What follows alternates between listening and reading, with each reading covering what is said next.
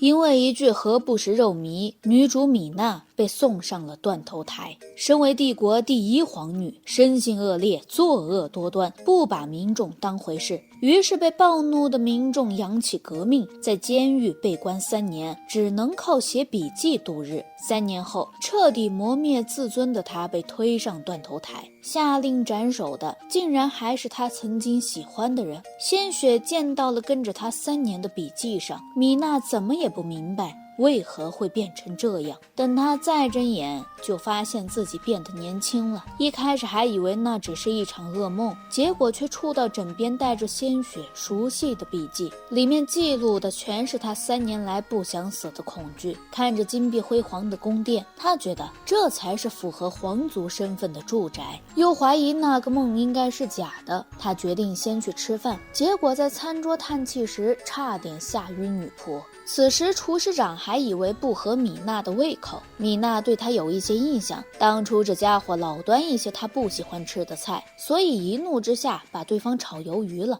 结果如今在吃到对方做的菜时，陡然想起在监狱吃掉的坏的蔬菜，他一口一口小心地吃掉食物，顿时泪流满面。原来面包的口感并不是又酸又涩又干的，它也可以如此柔软香甜。米娜起身赞扬厨师长做了美味的食物，厨师长却说这是食物本身的风味，他只是帮忙烹饪了而已。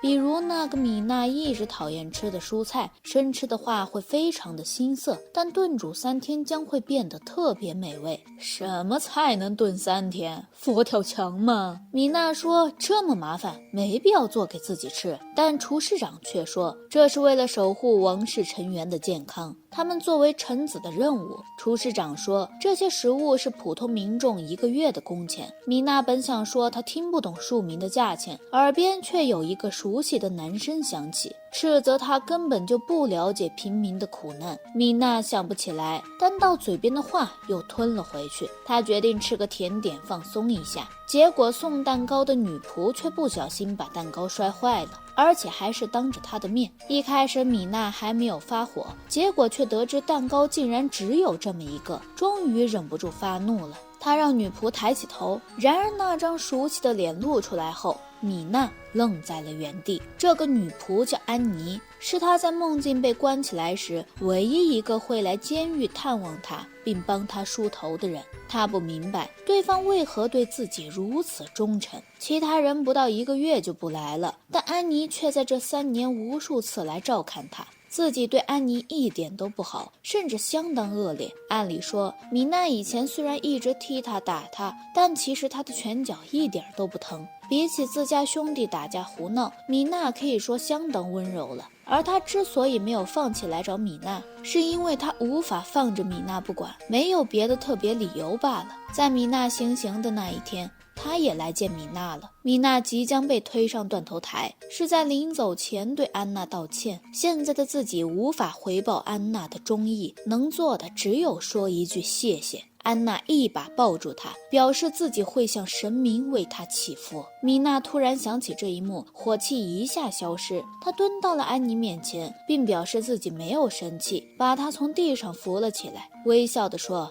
自己有办法回报了，希望安妮成为自己的专属女仆。其他女仆们纷纷觉得不行。首先，安妮笨手笨脚，而且她还只是一个平民，但米娜却一把抱住安妮的手臂，表示她现在就是自己的专属女仆。见到安妮之后，米娜大概确认那本笔记是真的了，那记载着自己8年后的结局。再这样下去，她很有可能再次被推上断头台。所以米娜找到了安妮，拿出1枚金币让她去买平民的点心。安妮说这笔钱太多了，已经是女仆2个月的工资了。米娜说剩下的钱让安妮跟家人买些东西，并且让对方叫自己的名字，还让安妮把点心送到图书馆。而米娜非常期待吃到平民的点心，她在图书馆翻阅了一大堆书籍，并通过自己的笔记了解到了未来的记忆。再过几年，帝国的财政将会发生恶化，紧接着饥荒开始，让民众揭竿而起，发动了革命。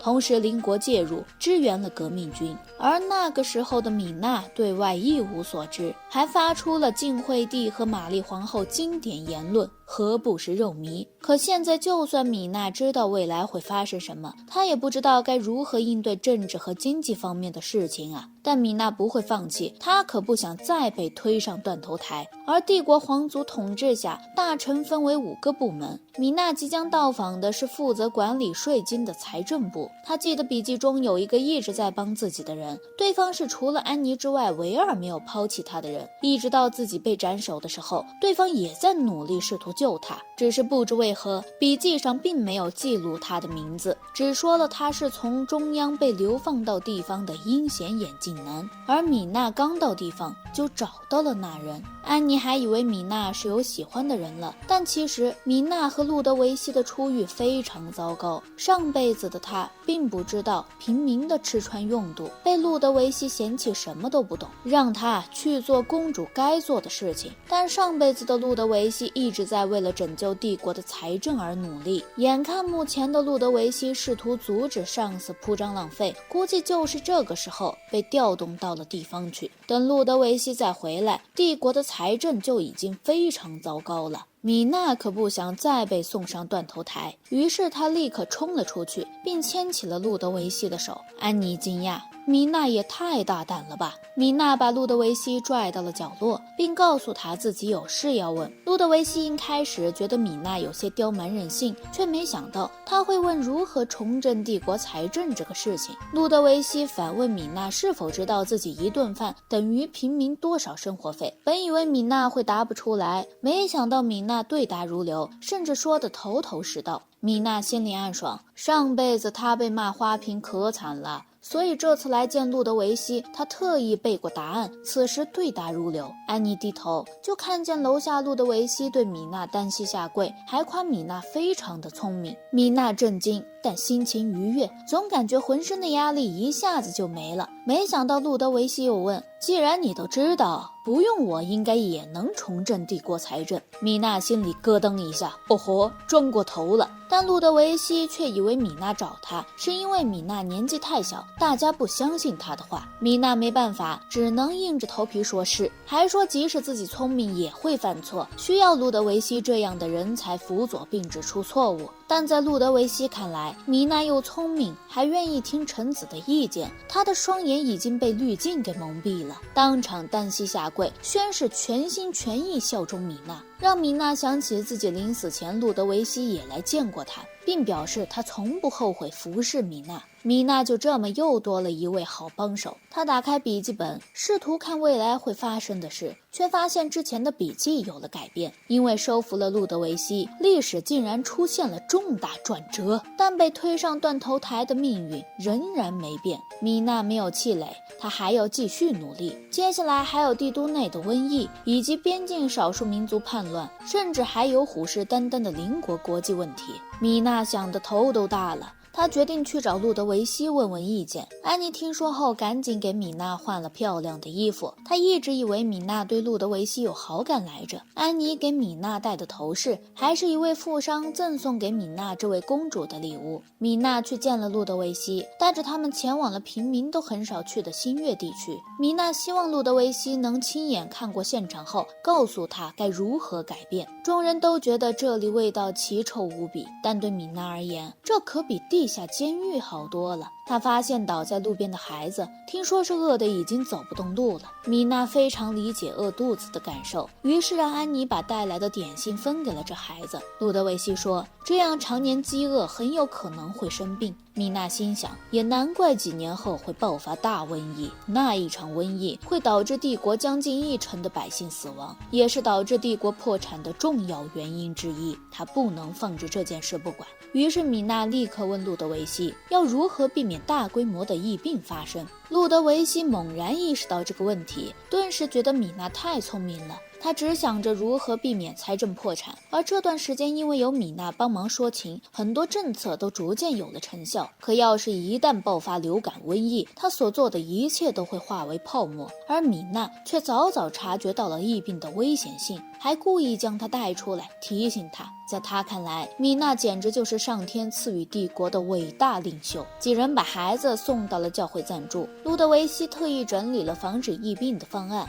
，2个步骤：提供粮食，让百姓吃饱补充体力，然后建立完善的医疗体系。但这样一来需要大量的资金，目前他们的开销根本没法维持。没想到米娜当场摘下了自己最爱的宝石头饰，并问路德维希卖掉这个够不够。安妮有些惊讶，因为那是米娜最喜欢的头饰啊。但米娜却说，有些东西再喜欢也握不住，不如将它用在更有意义的事情上。在路德维希看来，米娜简直就是圣女啊。然而米娜却知道，这玩意儿在她落难的时候根本保不住，还会被平民直接给抢走，不如现在就把它卖掉，用在有意义的地方上。路德维希表示他会好好保管这个发簪，但他也知道这个发簪卖掉资金也不够。他觉得米娜应该也知道这件事，但这是米娜能够表达出来的最高善意。但既然米娜都表现出了善良和帮助人民的意志，其他贵族根本没办法装死。在路德维希的威逼利诱之下，不得已捐款资助百姓。于是新月地区决定盖大型医院的消息传了出去。民间的甜品店听说安妮要给米娜买点心，还特意给她打了折。现在的米娜在城中都快被夸成女神了。米娜有些不好意思，还把点心分给了安妮，这让安妮想起了自己生病的妹妹，因为妹妹长期卧床，估计都没吃过这些甜点。米娜一听，并表示可以直接绕路到安妮家，还把点心分给了安妮的妹妹。妹妹爱丽丝第一次看到这种类型的公主，她觉得米娜太亲切，太温柔了。米娜看到了爱丽丝写的故事，讲的黄金龙与王子的事情。米娜想起她上辈子也听过这个故事，安妮每次来看她都会给她讲，直到有一天故事的作者突然去世，原因是太饿，导致身体虚弱死亡。原来那个作者就是安妮的妹妹爱丽丝，所以米娜拜托爱丽丝成为自己的专属作者。爱丽丝以为米娜是因为安妮怜悯自己，她不想这样，想通过自己的实力闯荡文坛。然而米娜却说自己是看过这个故事才这么想的，而且这样爱丽丝也能安心创作，不用担心食物和治病的金钱。米娜说出了故事的优点，并且不小心把还没写的故事后段给说了出来。她还没想明白该怎么解释，安妮就说米娜这么聪明，看一眼就明白后面了。没想到爱丽丝真的信了，米娜头皮发麻，脚趾抠地，只能假装自己非常聪明，再次邀请爱丽丝成为自己的专属作者。而很快米娜就将入学学院，有两个她绝对不能靠近的人，正是上辈子亲手把她送上断头台的两人。米娜来到学院，看到了被贵族少女撞到的女仆，她心里咯噔一下，来了，那两个人果然来了。他来这个学院最不能接近的两人，一个是与帝国齐名的大国第一王子席翁，相传此人文武双全，富有正义感，因为长相帅气，颇受校内女生欢迎。前世的米娜也十分喜欢他，一心觉得只有自己配得上席翁。然而席翁的眼里只有来自边境领地的落魄贵族家的小姐迪欧娜，这让当时的米娜非常嫉妒，于是伙同贵族们霸凌迪欧娜。迪欧娜忍辱负重，将压力化为动力，最后成为了反叛军的首领。席翁出手相助，两人强强联手，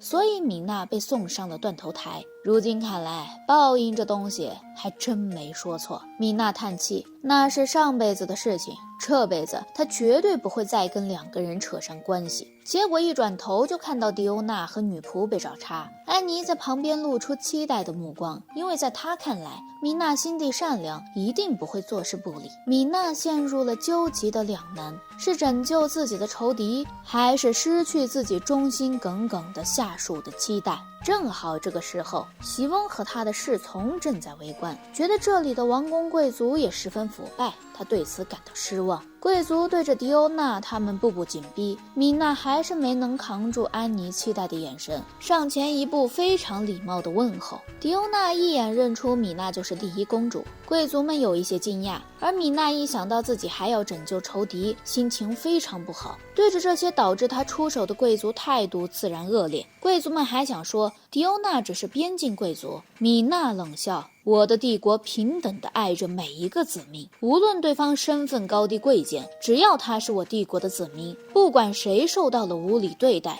他都不会坐视不理。一旁的席翁突然心跳加速，米娜本想着帮他出头了就不管，结果一转头发现迪欧娜竟然在哭。迪欧娜感动坏了，因为她是边境的贵族，大家都不把他们当帝国的人，所以他们拼命努力学习，就为了来学院提升自己。没想到刚到学院就遭到了欺辱，但是第一公主竟然帮她出头了，吓得米娜还以为自己说的太重了，赶紧把手帕塞给她，匆忙逃窜。迪欧娜第一次被承认帝国子民的身份，并得到了宠爱和关怀，这使她感动的落泪。席翁这才知道米娜是最近传得很厉害的帝国智慧公主，还在贫民窟建立了医疗体系。原本以为对方是个没有金钱观念的大小姐，或者心中只有慈悲的烂好人，没想到他会主动插手麻烦事，甚至批判霸凌恶行。他认为米娜拥有帝国皇族该有的资质，米娜万万没想到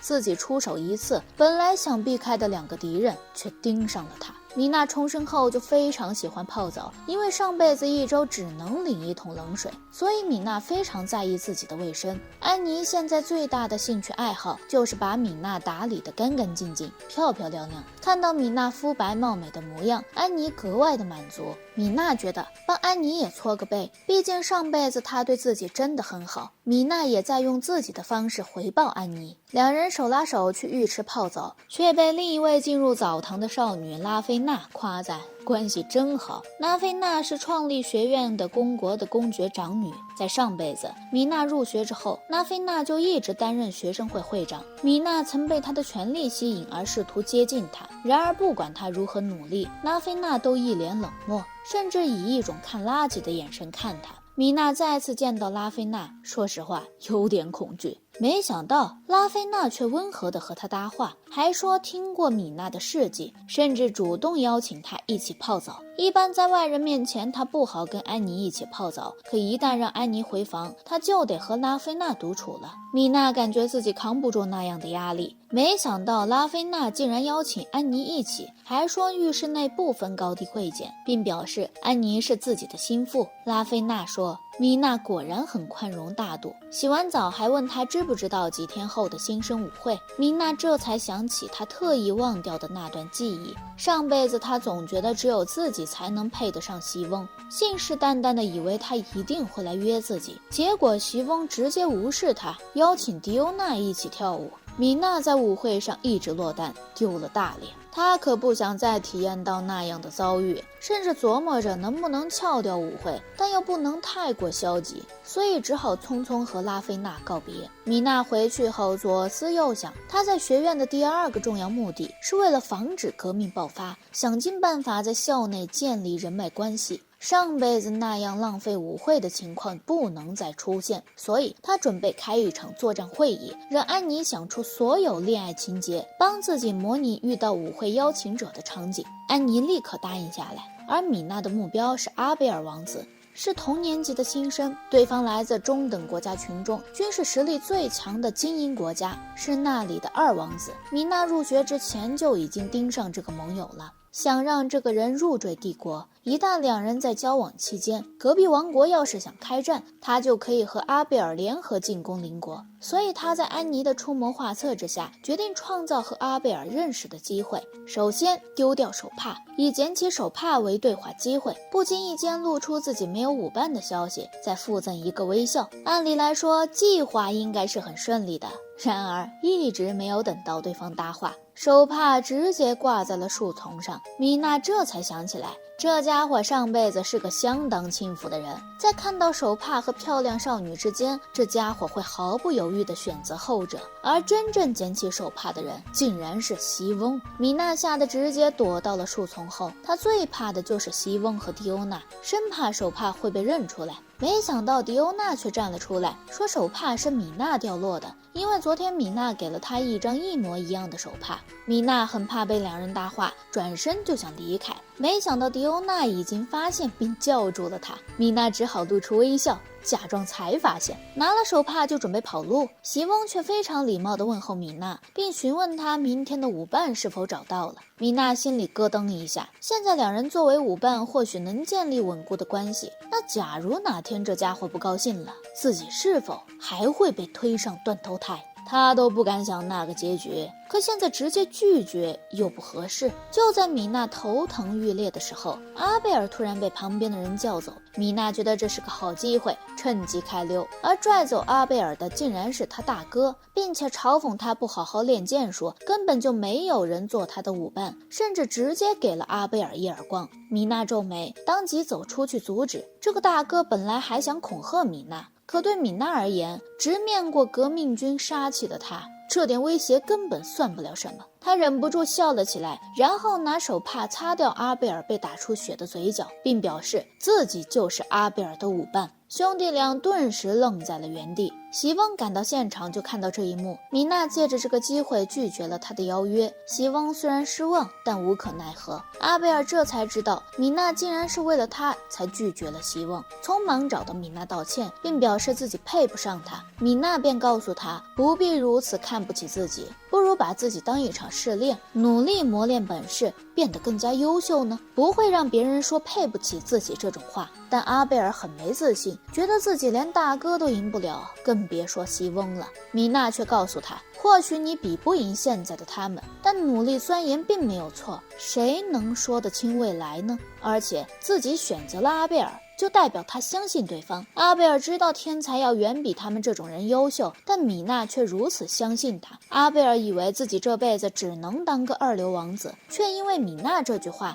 决定再努力一把，去拼搏一场。但米娜只是想让他奋斗一下，至少超过大哥，这样之后想联合同盟评判也能轻松得多。舞会当天，阿贝尔一直非常期待，但米娜久没来，他有些担忧。事实上，米娜今天精心打扮，并且美美的喷了很多香水，正在前往宴会的路上，遇到了旁边的马匹，好奇的凑上前，结果马匹遇到浓烈的香水味，一个喷嚏直接把米娜的妆容全毁了。没办法，她只能回去重新洗澡，想着随便化个妆，穿个礼服凑合着过吧，还能咋地？但安妮绝不放弃，她拿出了自己最高的审美。米娜刚刚出狱，皮肤雪白娇嫩，薄妆清纯，散发着淡淡的香气。雪白色的礼服衬得她如同月下女神，一瞬间就成了整个宴会的瞩目。米娜有些担忧，觉得素雅的礼服可能不太受欢迎，赶紧找到角落的阿贝尔道歉，毕竟对方已经等了自己很久了。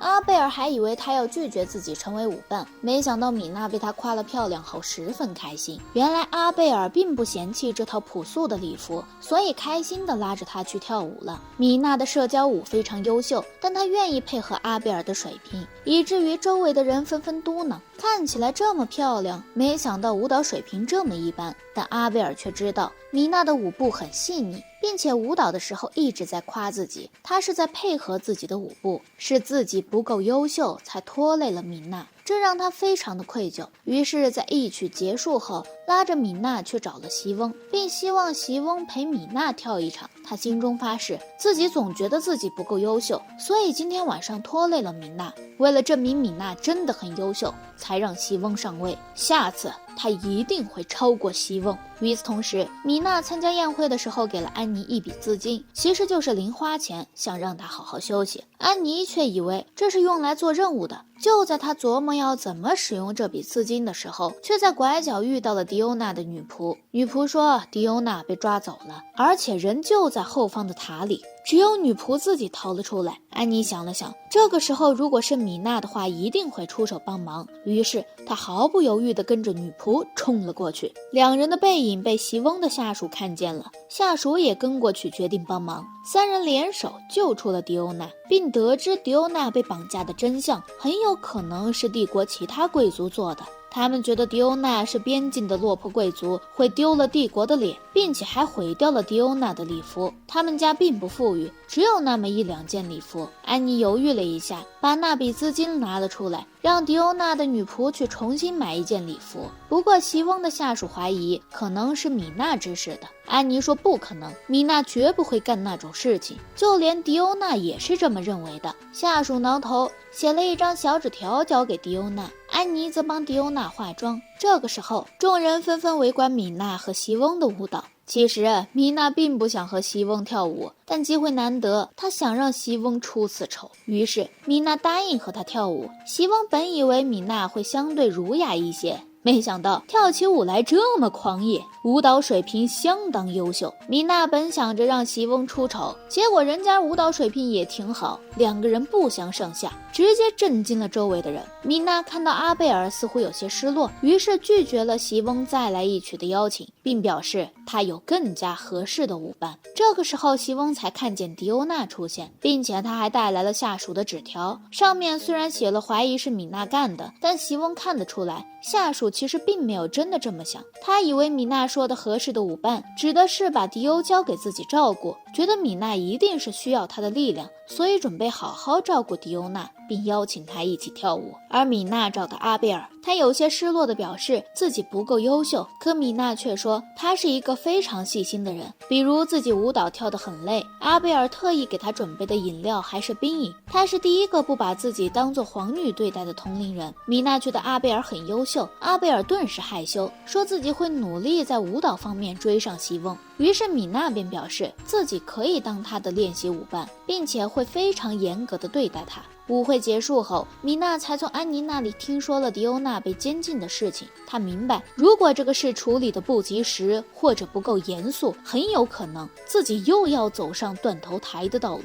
所以一怒之下查出了真相，并把那几个背后搞事的贵族下属全部遣送回国。他知道这些人压根儿不会明白自己错在哪里，因为他们在帝国就养成了阶级至上的习惯。自己也是在3年的囚禁之中才明白真相，一旦自己站在帝国的反对面，很有可能引发这些中阶级贵族的不满。所以他把锅直接甩给了拉菲娜，并表示这所学院是公国创立的，在帝国所培养的价值观在这里行不通，按照规矩这些贵族也要被遣返。但他大发慈悲，会去找拉菲娜商量。这些贵族们十分感动，反而觉得自己被救了。米娜误打误撞收服了这群人，但拉菲娜知道惩罚过后也来找到米娜。他觉得米娜的惩罚太轻了，问米娜是否有偏袒的想法。米娜胆战心惊，犹豫了半天，说那些人并不知道自己犯了错，他们需要接受的是反省、教育和成长。如果意识不到错误，就会一直犯错。拉菲娜顿时感慨米娜果然聪明，甚至一把抓住她的手，问她是否愿意和自己做朋友。米娜愣在原地，脑子还没转过来，嘴先答应了。于是两人莫名其妙地成为了好友。库洛艾家是一个很有名的商会家族，因为经商非常优秀，所以父母也得到了爵位。但他本人是一个超级社恐，带来的小说看完了又不敢和他人搭话。就在他担忧的时候，米娜却找了过来，问他是不是很喜欢看小说。库洛艾点点头，米娜便兴奋地问他能否和自己成为朋友。库洛艾非常惊讶，要知道米娜现在可是班上的红人，他以为米娜是怜悯自己，并不喜欢这样的体验，没想到米娜却希望和他做书友。原来米娜想把爱丽丝的小说分享出去。库洛艾顿时高兴起来，并迅速和他成为了关系不错的书友。因为库洛艾还提起了社团的事情，米娜突然决定加入马术部，想着早点学会骑马，将来要是被革命军威胁的时候，他就能迅速骑马逃离了。所以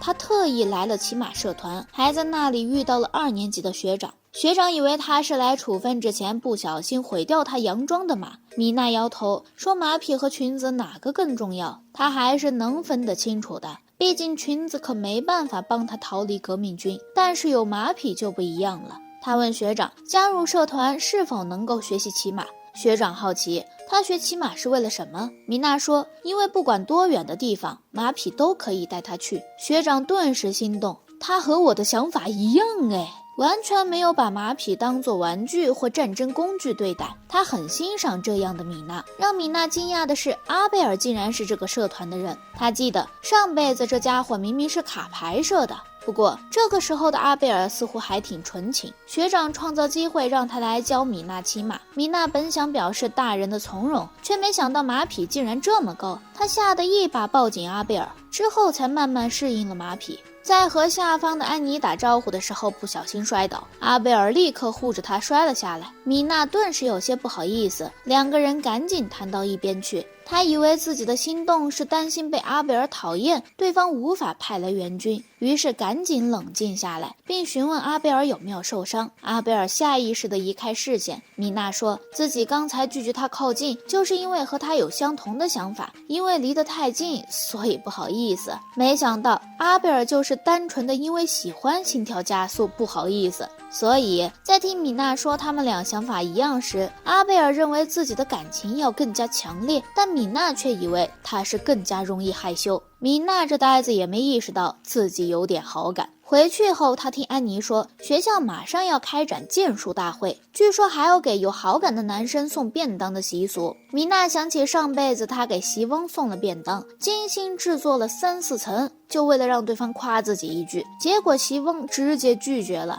当时他含泪吃掉了自己做的食物。不过这一次不一样，阿贝尔可比席翁好忽悠得多。不过话虽如此，米娜还是决定先和阿贝尔约好。她在马术部遇到了阿贝尔，对方邀请她同骑。米娜这才发现阿贝尔的手有些粗糙，听说这段时间在努力练习剑术呢。米娜看出他非常的努力，并询问他大赛当天是否有人会为他准备便当。得知没有后，他就承包了准备的任务。阿贝尔看起来非常的开心，而米娜的准备便当，第一是不想一个人吃饭，第二他准备去店里预定。万万没想到，这种预定已经提前1周结束了，因为来预定的人实在太多了。米娜愁得不行，安妮抓住她的手安慰，没事儿，大不了咱们亲自做。可米娜根本就没有做过饭，安妮表示她也会帮忙，男生嘛，只要是女生做的料理都会很开心。但是安妮似乎也不太会做饭，米娜嗅到了一丝危机，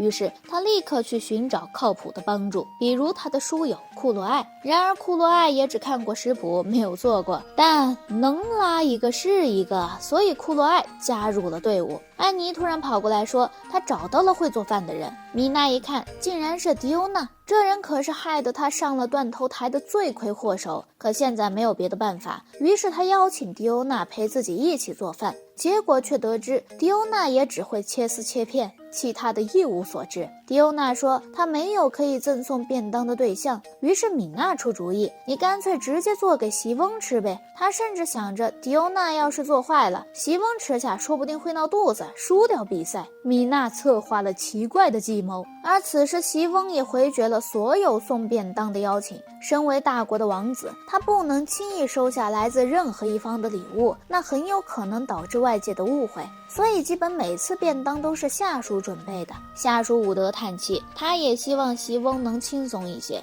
出门后便得知迪欧娜和米娜要准备便当，并打算把便当分给阿贝尔和席翁。他误以为是米娜一个人准备，并且均等地分给2个国家的王子，这样就会避免偏袒一方的消息传出。看来米娜还是很聪明的嘛，但她总有一种不好的预感。此时米娜和阿贝尔沟通，说起了便当还会分给席翁的事情。阿贝尔有些失落，但他还是很期待米娜做的便当，因为以前他的母亲和姐姐也会为他准备。米娜总觉得好像难度还要提升了。他被阿贝尔带到了学院的湖畔，美丽的风景让米娜心情特别好。阿贝尔却感慨有些可惜，难得米娜亲手做的便当，他却不能一个人独占。而他现在也在努力练剑，因为不想输给席翁，被别人说是吃了米娜做的便当才赢的。米娜心里咯噔一下，完了，这些人对他便当的期待已经达到了一种高度。伍德一想到便当的事情，就有一种不安的预感，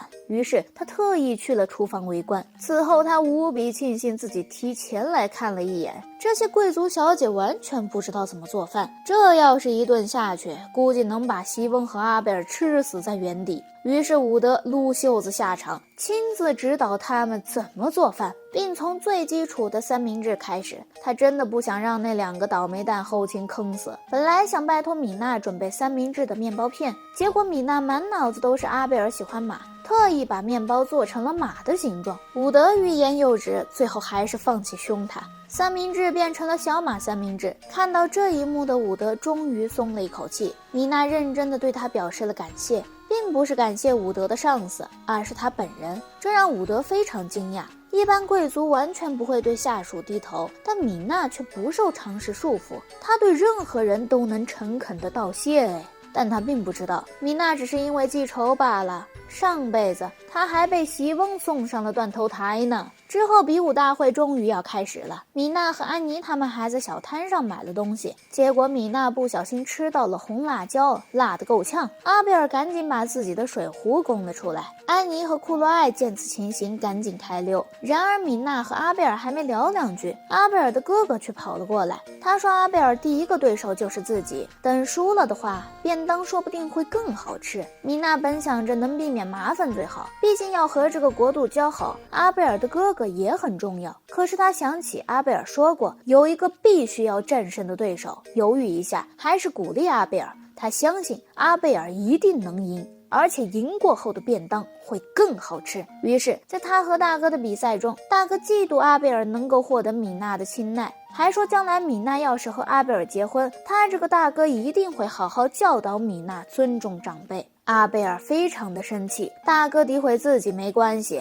但是他不能容许别人诋毁米娜，所以在暴怒之中击败了大哥。米娜在看台上高兴地对他招手，阿贝尔也没想到自己竟然能赢。在大家一起聊吃便当的时候，席翁和迪欧娜他们也过来了。米娜心里非常不爽，这家伙上辈子就让他一个人吃饭，这辈子怎么就跑过来打扰他们了。阿贝尔尝了米娜做的小马三明治，夸他做的非常好吃。米娜笑得特别开心，而此时席翁却找到了阿贝尔，并主动向他道歉，说之前竟然怀疑他会输给大哥。米娜觉得席翁也太没礼貌了，但阿贝尔却非常谦虚，他一开始也是这么认为的。两人还约好接下来要一起比赛。此时米娜拽了拽阿贝尔的衣服，阿贝尔以为他是让自己不要在这里示弱，但米娜其实只是想让他别搭理席翁，继续夸自己。阿贝尔直接对席翁发起了挑战，并表示自己绝不会轻易认输。众人感慨，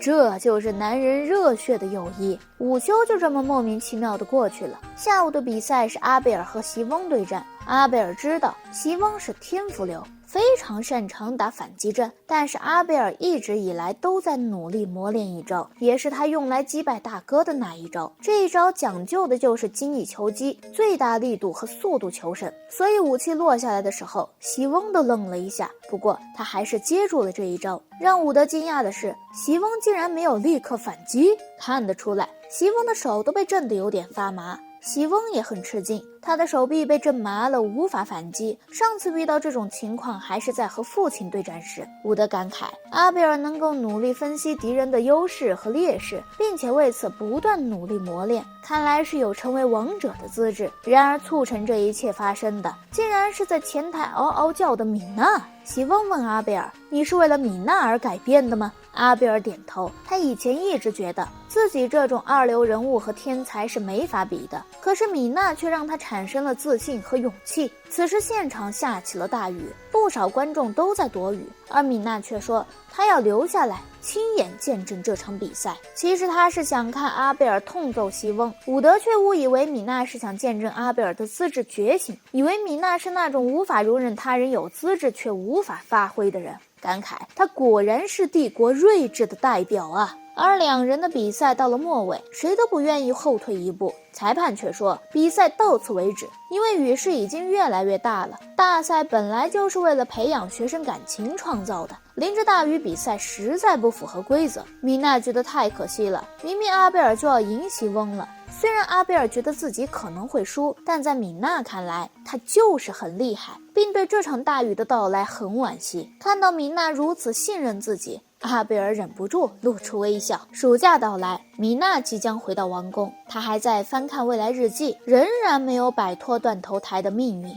估摸着原因还是在饥荒和边境少数民族的争斗上。所以米娜回到王宫后，从路德维希那里了解到目前的粮食储存，现在的粮食已经非常充足了，但米娜知道将来一定会发生饥荒。为了避免这样的可能，她想尽可能的提升粮食储存。不过路德维希却说，这样的话光是储存粮食都要花一大笔钱，不如考虑一下从邻国进购粮食，虽然有可能会被大涨价，但这是最好的办法了。米娜想了想，于是呼叫了库洛艾的父亲，拥有爵位的大商人，问他是否能从海的另一边进购小麦。商人却觉得单独进购这些东西并不值钱，可米娜却提出了友情价这个说法，并表示他可以相对的拔高一些利润，但同时要是国度发生了饥荒，对方必须要以目前签订的价格提供粮食。路德维希还准备了非常齐全的契约。库洛艾父亲查看了契约书，发现这个契约他能拿到的利益不少，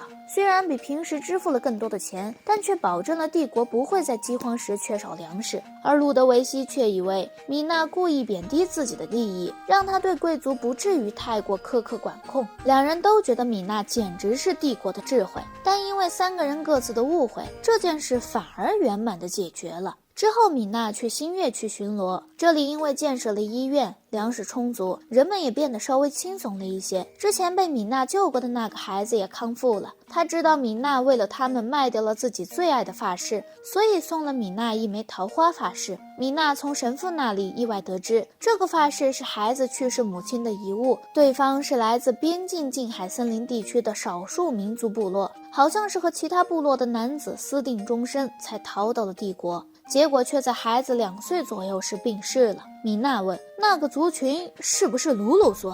他之所以知道这个族群，是因为这就是迪欧娜女仆的出生地。根据日记，帝国会跟那个部落发生区域冲突，迪欧娜从此对他们产生了坏印象。米娜说，这么贵重的东西自己不能收下，但神父却希望米娜能够保管好，因为被救的那个孩子一直想道谢，这个礼物应该是他发自内心的感谢。米娜没办法拒绝，之后借着这个礼物想办法和孩子打好关系，并表示自己会每天戴在头上，却不知这一个小举动引发了后面的蝴蝶风暴。此时在边境的子爵非常不爽迪欧娜的父亲边境爵，因为他觉得自己是中央出身的贵族，血统高贵，更受人欢迎。没想到来到边境后，迪欧娜的父亲却比他还受爱戴，被他人稍微挑衅一下，就决定去偷偷开垦附近的近海森林。两个人的领地其实离得很近，但因为森林太大，所以一直没有详细规划。这家伙想通过开垦森林获得新的领地，但他这样的决定无疑引起了居住在森林内的少数民族鲁鲁族的不满，他们开始拼命反抗，而子爵却通过金钱贿赂了帝国的士兵，让他们派遣数百人出战。负责小队的队长也不是傻子，表示他们只负责维持周边的治安，并拒绝了进入森林战斗。于是子爵决定去找更高级的贵族，所以他立刻找到了米娜，并且发现米娜头上戴了桃花发饰，说这个发饰是用森林里的树木制作的。本以为能引诱米娜直接下令开发森林，没想到米娜却说她要亲自去视察。米娜本想趁着这个机会和鲁鲁族打好关系，而路德维希立刻准备了出行队伍，并且在马车上和米娜说了目前子爵的情况。米娜心里咯噔一下，幸亏她没有直接答应子爵开发森林，要是一旦得罪了鲁鲁族，并把他们赶到隔壁领地，也就是迪欧娜他们家去，米娜都不知道自己会怎么死，所以立刻放话要阻拦子爵的所有计划。而此时驻守在森林外面的帝国部队团长一把撕掉了子爵催促他的信件。他和副队长都非常不满这个子爵，一直违抗命令在周围维持治安，因为两人都清楚地知道这片森林非常的危险，要是部队贸然行动，估计能活着走出来的只有他和副队长。他可不希望自己的部下枉死在他人的利益之争中。听说公主要来视察，两人怀疑子爵可能给米娜灌了什么迷魂汤。米娜下马车就看到有人在迎接她，一抬头，队长的面容就出现在眼前。米娜一下就想到了前世亲手处决自己的人，这家伙就是上辈子砍了他头的人。因为他刁蛮任性，引起边境的冲突，队长带的部队不得已进入大山战斗，结果几乎全军覆没，所以他恨透了下命令的米娜。米娜吓晕过去，再醒来，谎称是被副队长给吓了一跳。而路德维希说，米娜打算森林深处视察，米娜压根儿找不到反驳的机会。队长和副队长对视一眼，决定带米娜他们去森林看看。路上，米娜问他们为何一直要驻扎在这里，不能撤军吗？队长表示，他们找不到撤军的借口。此时他们已经来到了森林深处，队长提醒米娜千万不要碰树林里的树，因为对于鲁鲁族而言，森林就是他们的宝物。米娜被旁边的树枝绊了一跤，愣了一下，突然起身，生气地踹了一脚树。森林中的鲁鲁族立刻在暗中攻击4人，队长赶紧拎起米娜他们跑路。米娜并没有发现自己的头饰掉了，被匆忙带出了森林。他以此为借口，要求队长和整个军队护送他，并撤离回城市。队长反应过来后，立刻答应了下来，而子爵觉得米娜这样太刁蛮任性，米娜却以贵族的身份压他一头，表示护送自己这么重要的任务，怎么可以不全军行动？还说关于森林的事情，他要和父亲商量，要求子爵暂时不准对森林动手。护送公主的骑士团本以为队长会很生气，队长却觉得米娜是个很聪明的人，故意对树木动手，引鲁鲁族不满，制造出自己被袭击并害怕的样子，要求整个军队跟着撤离，这样军队就可以不用因为一些龌龊的事情进入森林战斗。他还提醒骑士团千万别说出去，不然鲁鲁族袭击公主的事情传出去，国王肯定不会轻易放过鲁鲁族，公主的努力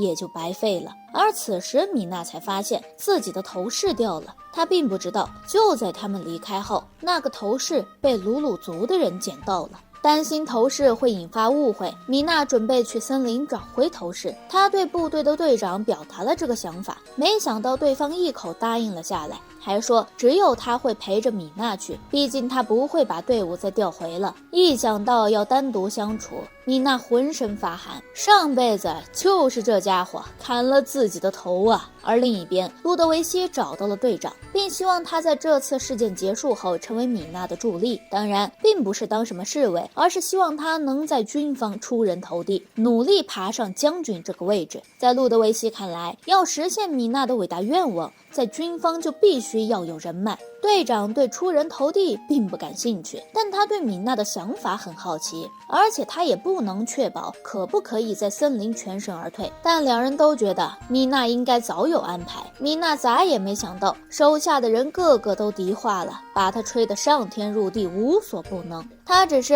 想趁着晚上赶紧溜去森林找头饰，结果队长却以为他是想只身一人潜入森林和鲁鲁族谈判。米娜，你在说什么狗话？可赶巧，鲁鲁族一行人还真的出来了，而且所有人都没有发动攻击，看来是真的有谈判的余地。米娜两眼发直，不是，究竟发生了什么？你们开大会为什么不通知我？眼看两方就要起争执了，族长掏出头饰问米娜，这个东西他从哪里来的？就在米娜头皮发麻准备解释的时候，迪欧娜的女仆冲了出来，她告诉米娜，这个头饰是族长妻子的遗物，后来她把这个东西送给了女儿。米娜一下就难过了，她告诉族长，她的女儿可能已经去世了，这个头饰是疑似她外甥送给自己的，因为自己在贫民窟救下了饿晕过去的她。至于米娜提数这件事，队长表示这是为了让军队撤退的理由。米娜表示，如果你们不相信我的话，可以把那个孩子接过来，对方一直留在贫民窟也不是一回事。但族长相信米娜敢只身一人潜入森林谈判，想必她应该不会撒谎，并感谢她照顾了自己的外孙。米娜拒绝了他的道谢，并表示自己也踢了这个森林的树木，就算他们俩扯平了吧，希望他将来好好对待那个孩子。比起让孩子留在贫民窟可能引发争锋，不如直接让那孩子回到森林。族长叹气，自己当初只顾着尊严，却没能理解女儿的爱，逼得对方不得已私奔离开。他以为米娜是在告诫自己不要再对外孙犯下同样的错。他觉得米娜真是一个温柔善良的人，而队长想的要更多。他不认为天下会有这么巧合的事发生，恐怕米娜来森林之前就掌握了所有的情报，说不定头饰都是故意掉的。天哪，难道这就是帝国的智慧之心？你们不要再低话了啊！之后，米娜回到了王都，去见了自己的父皇。父皇是一个超级女儿控，看起来都有一点痴汉了。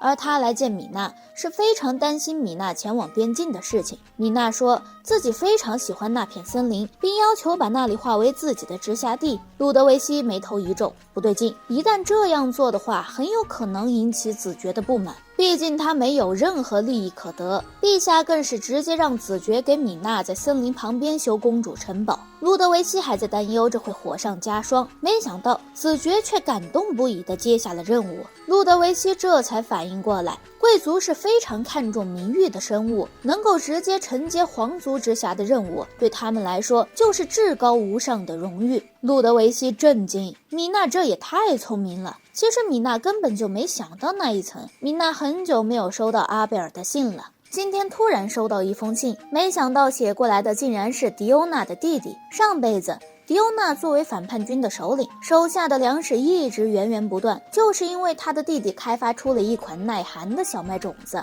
这可是一个非常优秀的天才儿童，上辈子他就羡慕坏了。而这次通过迪欧娜的信，他了解到这个天才儿童竟然因为财政困难无法上学。迪欧娜希望通过他跟拉菲娜牵线，让弟弟能够前往学院留学。米娜却说自己并不会这么做。安妮顿时愣在了原地。迪欧娜的父亲听说米娜轻松解决森林事件，很是佩服米娜的智慧。迪欧娜也非常推崇米娜，但在弟弟看来，这不就是皇族不法征收了森林土地吗？父亲却说，皇室本来就有那样的权利，只要民众不受苦就是最好的。弟弟这才知道米娜要来他们领地，本以为是要来商量领土的事情，他还在想被姐姐还有父亲推崇的米娜会是怎样的人。于是在植物园就遇到了漂亮的米娜。米娜其实一开始就认出了她，并故意下马车刷了一波好感才走。而且见到迪欧娜的父亲后，他直接表示从迪欧娜那里听说了他弟弟很优秀的事情，却不打算把他推荐到公国学院，因为不能让这样优秀的人才流到外国。他表示子爵将会在边境修建一所公主城堡，那里会成为他的直辖地。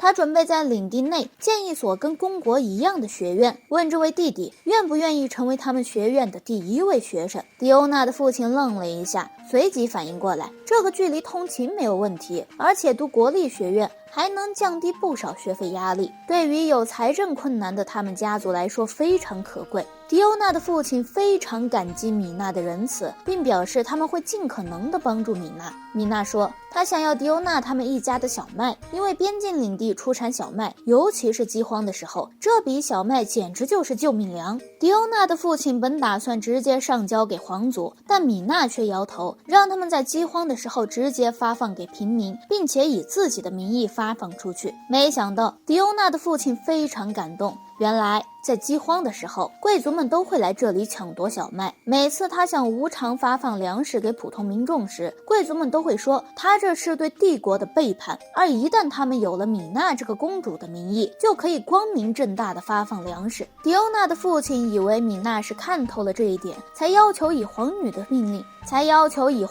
命令去执行。他觉得米娜简直太聪明太仁慈了。米娜发生什么事了？他明明是想借由这群人出风头来着。米娜担心他似乎误会了什么，赶紧解释，开放给迪欧娜弟弟就读的学院不会像大贵族就读的学院那么豪华，他也会广泛开放给附近的鲁鲁族人和民众就读。换句话来说，就是没有特意要提拔你儿子的意思。没想到迪欧娜父亲都感动得落泪了，他以为米娜是特意为弟弟准备了，不用顾及中央大贵族子弟能认真学习的学院，还考虑到了和鲁鲁族友好的关系。虽然不明白发生了什么，但计划是顺利的。米娜终于松了一口气。回到家后，她发现日记竟然消失了，这样一来，是不是证明他不用被送上断头台了？米娜十分兴奋，准备写信和阿贝尔分享自己的快乐，却不知道帝国之所以会走向分裂，是有一只幕后黑手，一直在搅浑水。解决边境的事情后，米娜重返学院，并在那里见到了闺蜜库洛艾。拉菲娜邀请他们一起喝茶。库洛艾听说米娜把自己当闺蜜，十分感动。拉菲娜听说米娜创办了平民也能就读的学院，还说米娜做了一件大胆的事。米娜内心其实不想让弟弟读贵族学院，但她面上说才能并不应该因为贵族身份决定。拉菲娜非常欣赏她这一点，但这个时候安妮突然冲了进来。他说有一个地方爆发了革命，这让米娜大惊失色。怎么会这样？他都做了那么多努力了。但他万万没想到，爆发革命的竟然是阿贝尔所在的国家。席翁他们也听到消息，迅速赶到现场。米娜这才知道，阿贝尔所在的王国本就重视军队发展，结果对民众的赋税太重，国王甚至还想提高赋税，所以民众已经开始有革命的想法和暴动了。王国一向贤明的大臣主动站出来阻止国王，看来是在王室和民众之间斡旋呢。他们同为王族和贵族，理应是要出兵支援的。米娜在犹豫，她好不容易逃离断头台，是否应该避开这样的危险？可想起和阿贝尔相处的记忆，米娜下定决心，她一定要过去看看，并询问众人能否帮助她。席翁他们都表示，目前战况混乱，他们也没有能够正大光明进入的办法。此时库洛艾却说，他们家商队要前往王国。众人眼前一亮，要是米娜假扮成商人进入王国，无论是民众还是贵族都没有阻止商人的理由。席翁听说米娜要去，立刻表示他也要下场。迪欧娜更是打算成为米娜的护卫。米娜告诉安妮，她不能带安妮前往，因为安妮并不会骑马。安妮很难过，觉得自己拖累了米娜。拉菲娜安慰她，米娜可是把你当心腹的啊，肯定给你留下了心腹才能完成的任务。安妮突然想起什么，匆匆和拉菲娜告别。他们收到消息已经3天了，商队正在前往王国的路上。迪欧娜觉得米娜一定很担心阿贝尔，不然也不会如此紧张。但米娜其实快被商队的马车摇吐了，偏偏这个时候还有刺客来袭击。米娜在战斗中被马车颠落到河流，席翁赶紧跳车把他从河里捞了起来，而他们国家的人工呼吸更是粗暴无比，直接把米娜给扭吐了，成功保住了他的初吻。而他们顺着河流应该已经进入王国西北部了，但目前距离王都相当远，至少要翻过远处的高山。米娜因为落水忍不住打了个喷嚏，好在席翁会生火，米娜把裙子换下。席翁看起来十分不好意思，但米娜自认为是成熟的大姐姐，不会害羞，反倒露出了看弟弟的调笑。让席翁惊讶的是，米娜竟然能识别水果是否能吃。米娜叹气，上辈子被革命军追杀潜逃，这些东西都是在生命危急关头学会的。而米娜问了席翁一个关键的问题，假如阿贝尔不得已向民众挥刀，席翁是否能把他送上断头台？席翁表示，如果阿贝尔真的动手了，他也不得不站出来阻止，毕竟他的身份也无可奈何。然而米娜却告诉他，无可奈何必须是拼尽全力努力过却实在无法挽回的人才能说的话。席翁愣在原地，莫非米娜是想阻止这场革命？他犹豫了一下，其实他们的情报组织早就有收到王国有动乱迹象，而自己什么都没有说。他真的有资格去审判别人吗？其实米娜想的是，上辈子这家伙也没提醒过自己，不会送断头台之前都还在想无可奈何吧？但凡早点说一声我太恶劣要改，都不至于如此啊。第二天两人启程，结果半路米娜肚子饿了，看到旁边的蘑菇正准备摘，被路过的村民提醒危险。得知两人是路过，商人的孩子还遭到了盗贼袭击，和父母走散，准备前往王都会合。他告诉他们，天已经快黑了，不如先在村子住下，明天帮他们问问有没有前往王都的马车。米娜一听，高兴地答应下来。席翁十分无奈地跟了上去，猎人很客气地招待了他们。让米娜感到奇怪的是，村子里的大家都听到了革命的消息，可是现在并没有出现任何暴动，而且村子里的粮食也很充足，甚至招待客人的时候都能用上野兔肉。在米娜看来，这2年也没有出现粮食短缺，并且在她的记忆中，王国更没有叛乱，所以这场暴动真的来得很奇怪。不过她的大脑并没有那么聪明，想到一半就放弃了。席翁要比她想的更多一些。米娜和猎人告别，跟着村里的队伍前往王都。席翁非常担心伍德的情况，毕竟这是他第一次和下属走散。席翁知道自己并没有上战场杀人的经验，不过他会尽全力保护米娜。很快，安妮他们也收到了米娜遇袭的消息。按理来说，他们是应该派遣骑士团护送，但这样贸然出动会被误以为要侵略王国。让路德维希觉得可疑的是，哪怕王国增加赋税，也不会这么快就有叛乱，很有可能是幕后有人故意要点燃战火。队长觉得这次的事件并不好解决，想不死一人就阻止冲突根本不可能。但安妮非常相信米娜他们在前往王都的路上，觉得周围都非常的和平。商人告诉他们，这一片连盗贼都少，所谓的革命是在隔壁伯爵领地的城镇。伯爵为了镇压叛乱，还派出了金刚步兵团。席翁听了十分惊讶，担心会演变成单方面的屠杀。这个兵团是王国亲自编组的精锐部队，每一个士兵都是顶尖的人才。米娜还琢磨着能不能挖2个墙角，席翁正在担心是否有伤亡出现，结果却得知目前还没有交战的情况，更不要说两边出现伤亡了。而席翁他们国家派到王国的卧底情报人员，目前已经是王国的文官了。他负责调查周边送来的信件，怎么看怎么觉得米娜给阿贝尔的就是普通的情书，但他总觉得两人肯定有秘密对话方式，正在努力试图破解秘密，因为他们就是密谋利用革命推翻米娜所在的帝国和目前王国的人。只是没想到米娜却破解了帝国的危机。他看到米娜和阿贝尔的信件，始终不相信这是情书，尤其是在听说米娜逃掉了追杀刺客这件事后，严重怀疑阿贝尔给米娜送马用护毛素是在提醒她快马加鞭，快逃。这个情报人员想着在王国点一把火，把民众信任的大臣囚禁起来，对外放出国王要杀死他的消息，引发民众愤怒，再让国王派出兵团发动屠杀，这样民众就会抗议起来。计划得很完美，但是金刚步兵团竟然都不行动的，也不知道他们究竟在等什么。而此时兵团的团长正在思考国王的意思。国王觉得这个步兵团可是他精心培养的，拿来打国内的叛乱也太可惜了，所以他提出的条件让团长尽量不费一兵一卒镇压叛乱。真是可怜的中阶级主管啊！面对上司不合理的条件，他只能慢慢琢磨了。所以镇压计划一拖再拖，却被情报人员以为是米娜和他们秘密接头，所以他故意放出了一则虚假的情报，准备让秘书送往大国内部，但秘书却说这个情报可能会引起国内的误判而陷入战斗。情报人员却让他不要多管，他们的任务是为了让国家变得更加强大。秘书非常纠结，他之所以会为大国卖命，是因为憧憬和羡慕大国的公平与正义，可这样做是否有违初衷了？就在他纠结的时候，又遇到了找茬的贵族，对方还不打算轻易放过自己。而此时阿贝尔却走了出来，阻止了贵族找茬，并对秘书道歉，还说他们女仆的工作很辛苦。秘书觉得阿贝尔变得可靠了许多，而之所以会这样，是因为他喜欢上了米娜。阿贝尔表示，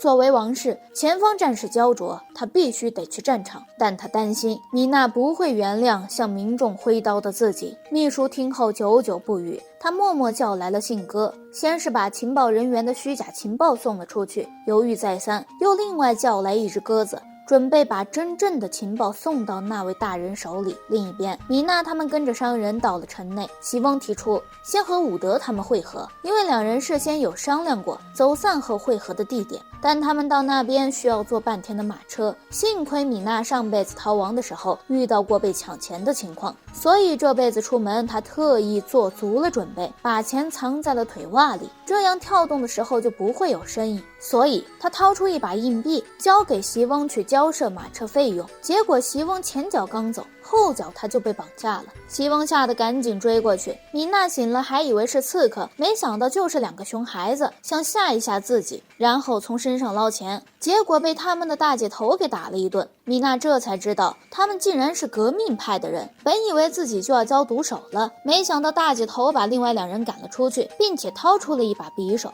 他知道米娜可能有一些特殊身份，连忙问米娜能否阻止这场革命，他的目标是想救出自己的哥哥。米娜还在疑惑究竟怎么回事，大姐头却说没时间了，让她穿上鞋子，一边走一边说，这里是地下革命据点之一，附近治安不是很好，让米娜尽量别离开他身边。米娜听说大姐头的哥哥竟然是革命派的首领，大姐头表示，与其说是革命派，不如说是满腹牢骚的青少年。本来大家是聚众发牢骚，没想到那个叫杰姆的家伙却教唆大家胡乱行动。他之所以把内部情况告诉给米娜，是杰姆告诉他们米娜对组织很危险，并让他们赶紧抓住米娜，还说米娜有破坏掉革命组织的力量，并且通过刚才的观察，他发现米娜非常镇定。而此时席翁已经找了过来，米娜赶紧给他介绍大姐头是刚才救自己的人，并且还告诉了他情报内的组织。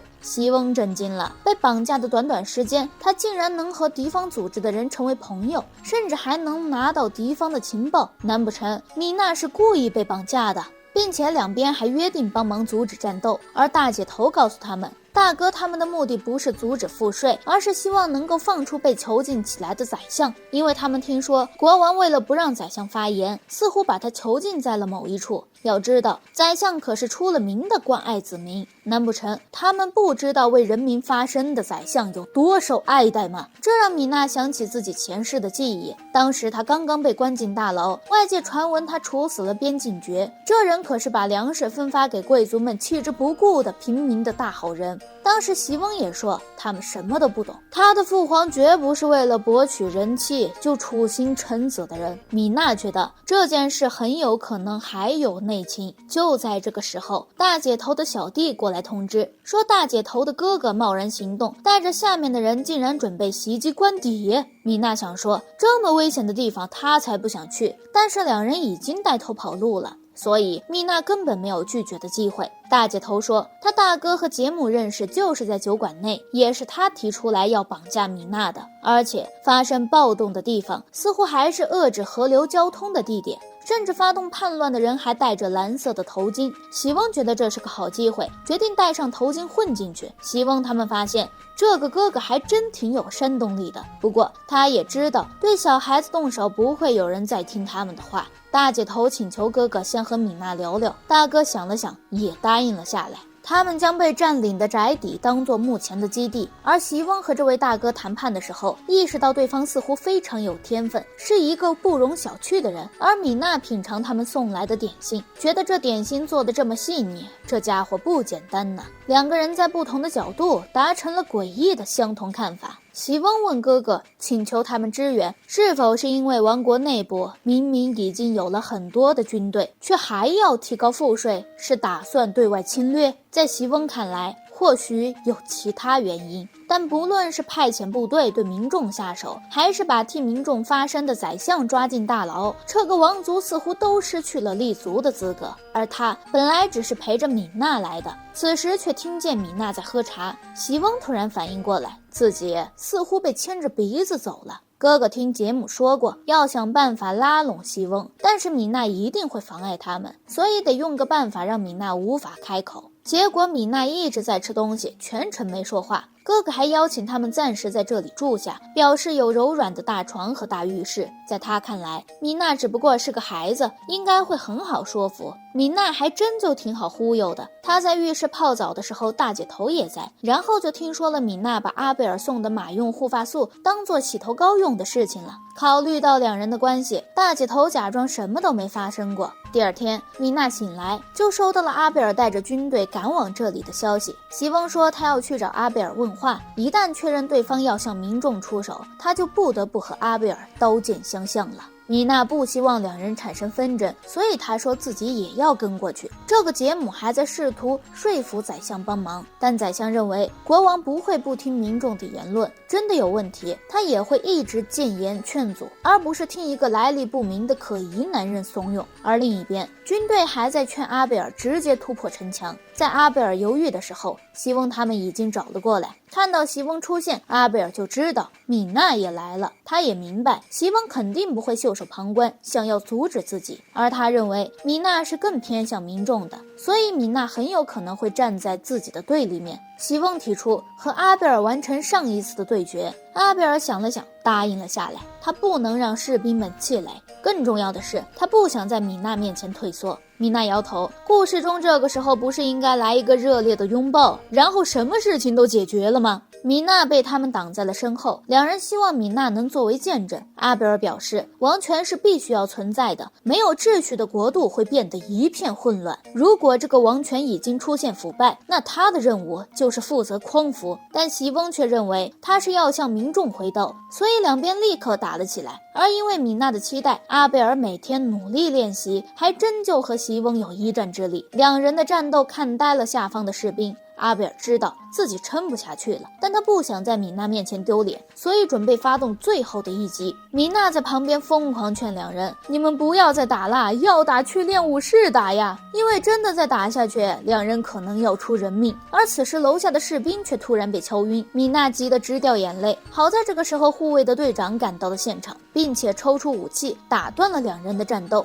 并表示他要守护自家的公主，让他们好好听米娜的话。原来安妮在收到消息后，带着路德维希他们迅速赶到了王国，因为有3个人出面制止，再加上击败护卫的队长都乖乖听话了，现场所有人的目光都落在了米娜身上。米娜这才发现自己竟然要做现场演说，她鼓起勇气站在了高台上，结果一不小心就咬到了舌头，再加上刚才急哭了，没想到大家还挺吃这套，顿时没了严肃的氛围。米娜后知后觉，自己不知道该说什么，因为她一开始的目的就是来见阿贝尔来着。她鼓起勇气希望所有人撤军，但军队的人却表示这样做叛军岂不是要大闹。不过米娜却说他们出军太愚蠢了，她本来想说你们精英部队对付一群乌合之众是不是有点浪费，但这个时候席翁突然敌话，米娜之前好像也说过愚蠢。米娜猛然反应过来，对呀，这些反叛军和他上辈子见的完全不一样，但是出事的原因都是因为为百姓说话的大臣出事了。米娜总觉得这也太巧合了，而且每一次席翁都参与了进来，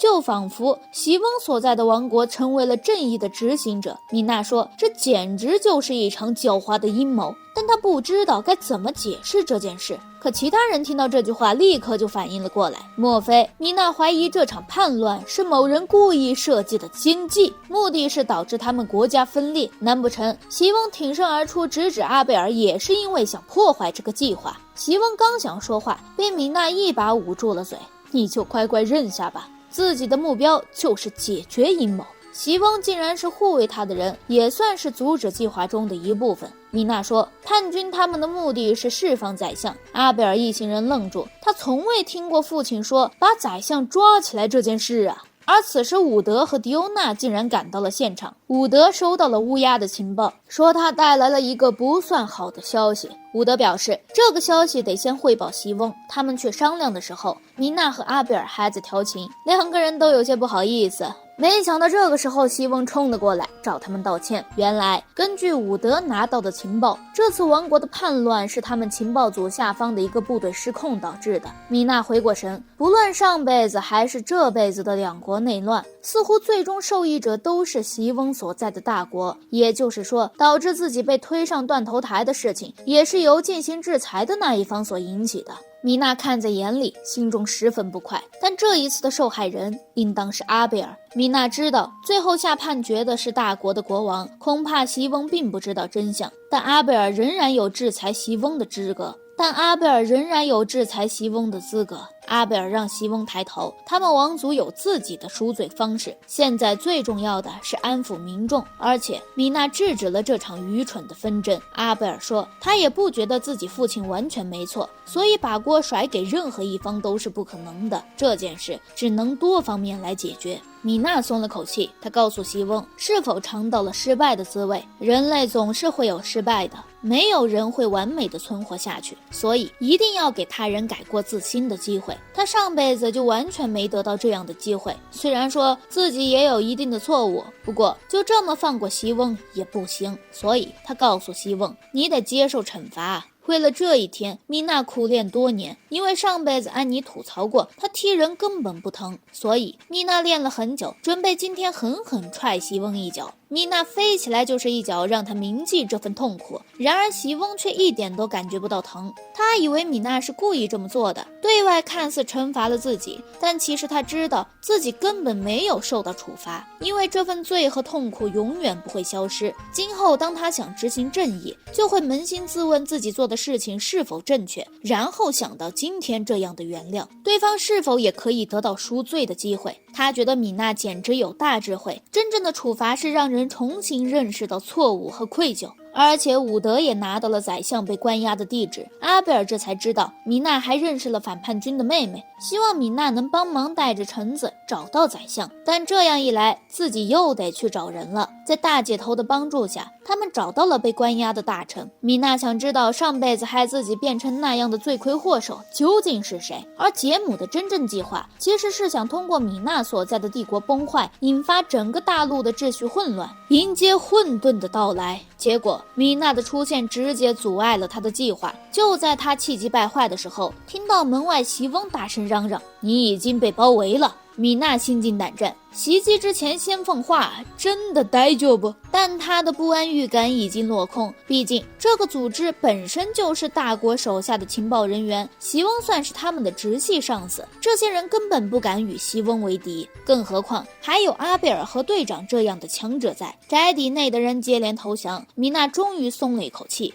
觉得事情落幕了，之后还打算好好泡个澡，跟安妮吐槽这里的洗发水不柔顺，不如阿贝尔送她的那个好。安妮早就知道了，并且还特意帮她把洗发水拿了过来。就在米娜高兴期待的时候，手舞足蹈，不小心撞到了密道里，手上的洗发水也摔落在地，抬头就看到了罪魁祸首杰姆。此时宰相也被救了出来，杰姆却把米娜抓起来做人质。他们以为米娜裙子湿了是吓尿了，但是安妮却闻到了护发素的香味，所以提醒米娜赶紧跑。米娜脚下一滑，正好杰姆也踩到了滑溜溜的地板，两人一起摔倒。米娜一个后抬腿，鸡飞蛋打。谁也没想到，策划让整个大陆变成混乱一片的幕后黑手，竟然被一脚踹得断子绝孙了。然而所有人都没想到，米娜竟然提出放过这些人。席翁和阿贝尔对视一眼，两人觉得米娜是在为反抗的革命军说话，毕竟大姐头都投靠了他们这边，要是按照常规来处理，首领的两人是会被处死的。不过米娜愿意帮忙说话，而他们也愿意原谅，或许那兄妹俩